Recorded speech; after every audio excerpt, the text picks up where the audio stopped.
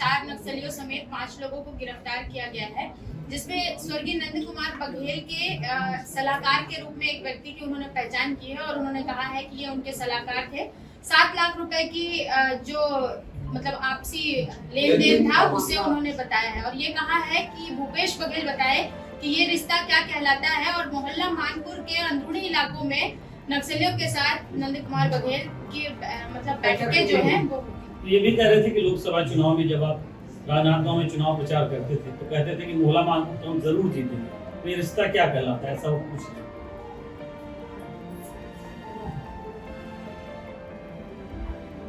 जहाँ तक के कोई भी व्यक्ति स्वर्गवासी हो जाए उसके बाद उनसे कैसे सवाल करेंगे, क्योंकि जवाब देने के लिए तो उपस्थित है नहीं। लेकिन भारतीय जनता पार्टी हमेशा जो दिवंगत लोग हैं उससे सवाल करते हैं, वो गांधी से सवाल करते हैं, वो नेहरू से सवाल करते हैं, वो इंदिरा जी से सवाल करते हैं।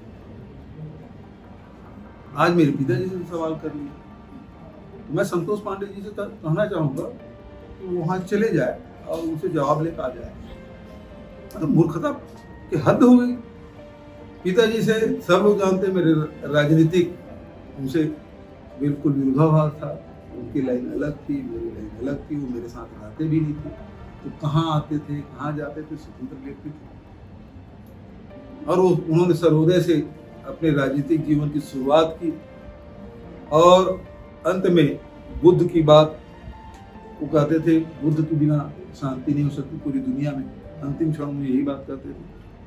अब उस व्यक्ति के बारे में इस प्रकार से ओछी बयान देना मतलब ये बताता है कि संतोष पांडे की मानसिकता क्या है। अब ऐसी मानसिकता वाले व्यक्ति का मैं कोई जवाब नहीं दे सकता, जो इतना घटिया मानसिकता के व्यक्ति, किसके साथ संबंध है किसके नहीं, उनको भारतीय जनता पार्टी सब लोग जानते हैं।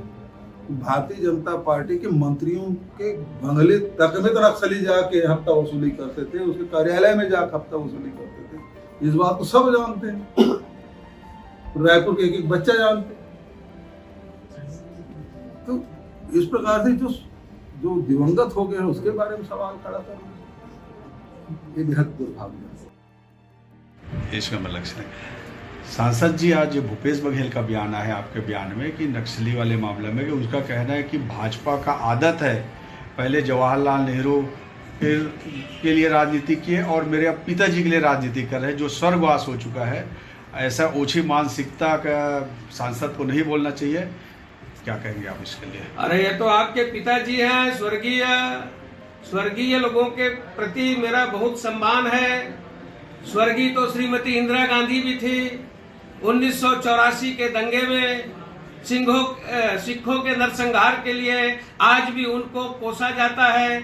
इमरजेंसी लगाने वाली, आपातकाल लगाने वाली नरसंहार किए थे ना। किस प्रकार से नेहरू ने, तो ज्यादा खुलवाओ मत भूपेश जी। और रही बात जिस व्यक्ति का आप पक्ष लेकर के बोल रहे हैं, माता भगवती दुर्गा के पाषाण की मूर्ति को निकाल करके जिस प्रकार से लोग जलाए थे, भूल गए? आपके पिताजी वहां जेएनयू के साथ जाकर के बैठक करते हैं, भूल गए? आपके विनोद वर्मा, आपके जो सलाहकार थे, आप जब मुख्यमंत्री थे तो ज्यादा बुलवाइए मत।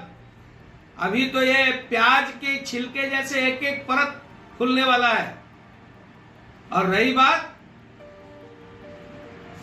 सुरजूराम टेकाम के विषय में, आप भी जानते हैं और पूरा क्षेत्र जानता है। आज वो जेल के अंदर है। तो इस प्रकार से जो माता भगवती को, रामायण को जलाने वाले, भगवा ध्वज को जलाने वाले और जल यात्रा कांवड़ में लेकर के जामड़ी तक जाने वालों का विरोध करने वाले कौन है? और ये आदिवासियों में भ्रामक प्रचार करने वाले कौन है?